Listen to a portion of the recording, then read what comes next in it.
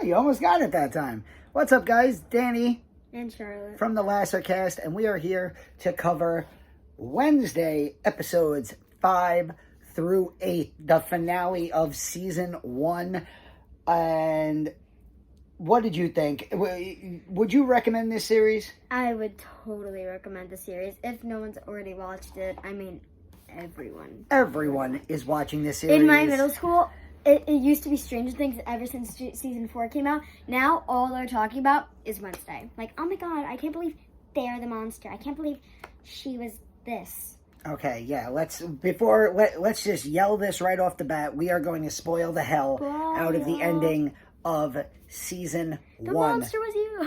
So yeah, if you haven't watched season 1, go watch it.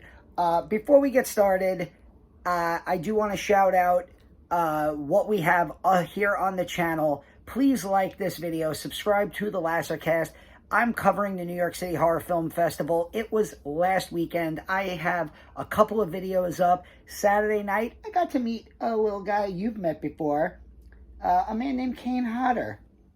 Everyone's favorite Jason. He received the Lifetime Achievement Award. He squeezed my head. He did. You got to choke him out, too. I saw some really cool horror movies. I'll be posting another review of that.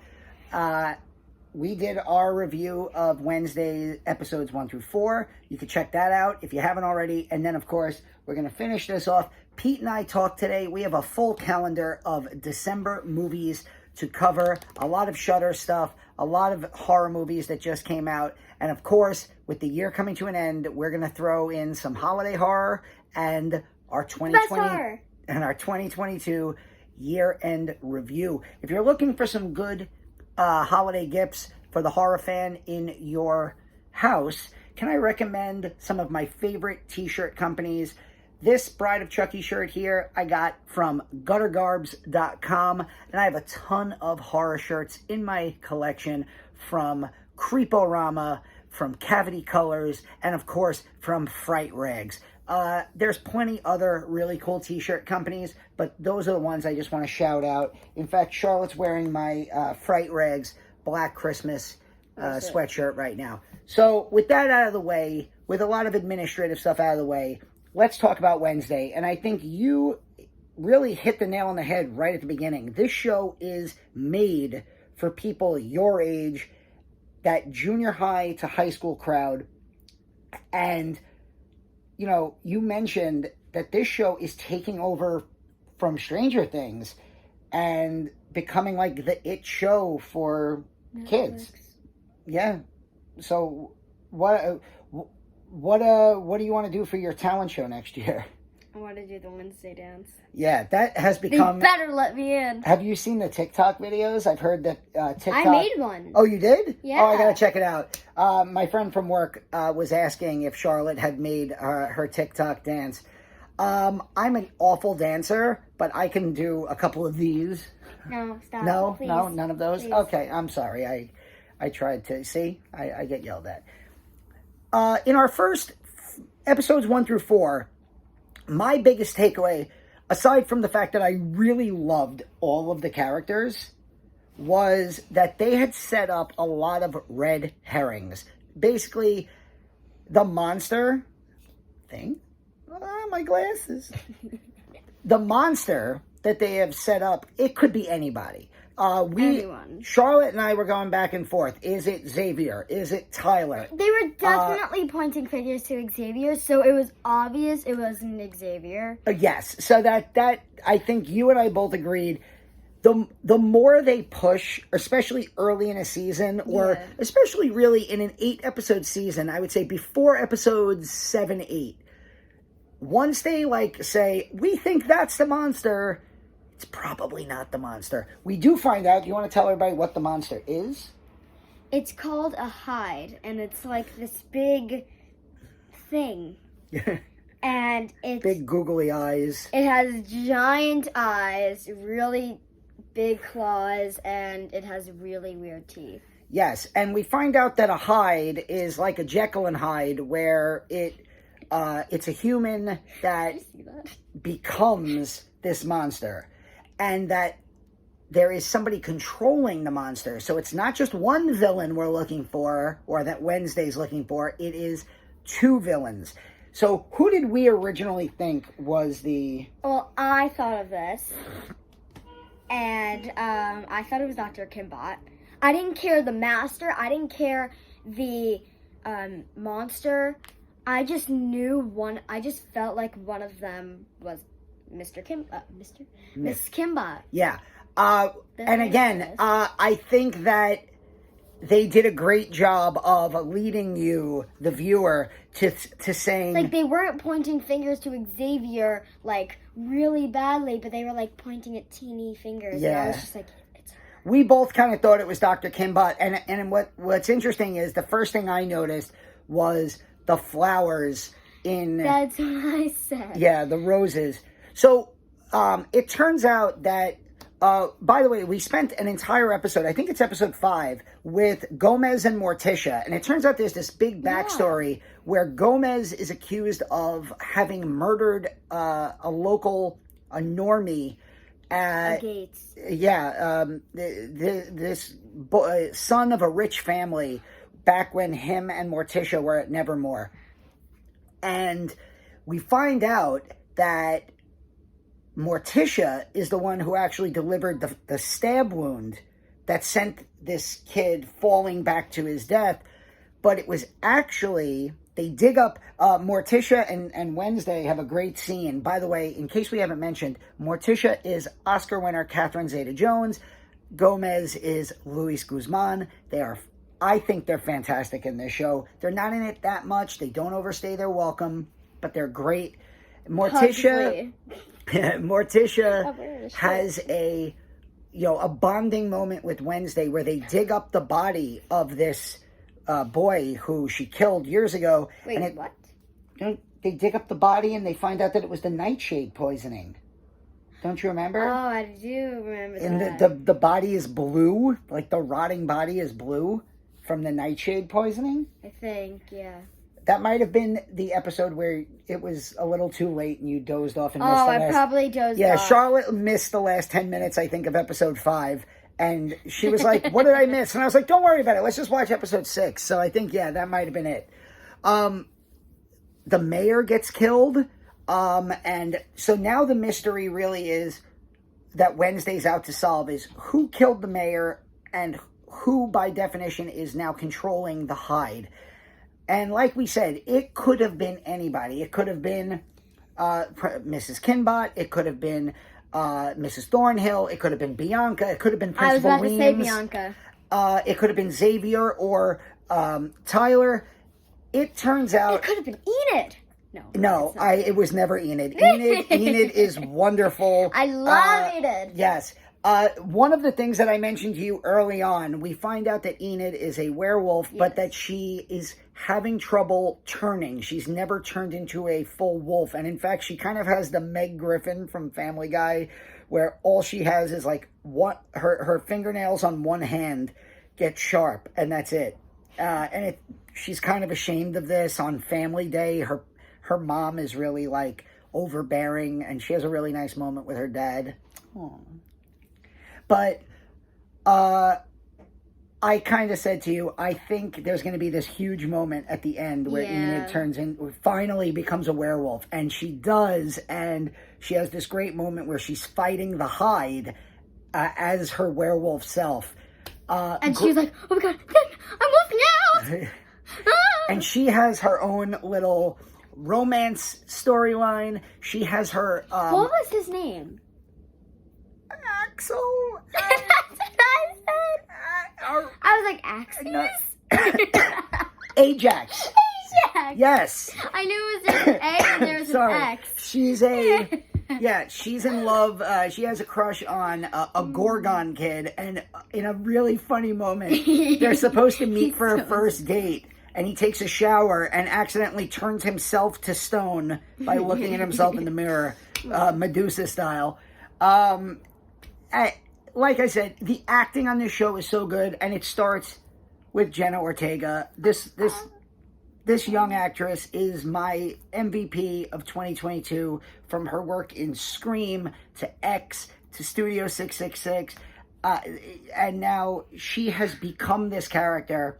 And the best part is she has all of these character arcs. So she's got the character arc with Morticia, where she breaks through this kind of, she finally has a great bonding moment with her mother. Her and Enid have like a friendship breakup, and then they get back together. And you're around their age on the show. You're a little bit younger, obviously, but you've had those moments, right, where like you and a best friend, they're like, "That's it, I never want to talk to you again," and then the next day you're like, "I love you, I miss you." I've had that with you. Don't talk to me. We're done. I love you. I miss you. She has a great, her relationship with Bianca starts as adversarial. First episode, they're fencing each other. By the end, they're on the same team. So do you want to spoil it? Do you want to tell us who is the Hyde and who is the overarching villain of the show? Okay, I'm going to take it slow. Tyler's the Hyde. Tyler is the Hyde, and there's a really funny moment where how do we find out Tyler's the Hyde? How does Wednesday find out? Do you remember? Yeah, I don't want to say it though. You can say it. Why? I don't like to. You can say it. Wednesday has her first kiss with Tyler, who's been like, and she smiled, hitting on him. He's been hitting on her the whole season, trying to be more than friends. They finally have their first kiss, and it triggers a vision where she sees him as the Hyde. And it turned...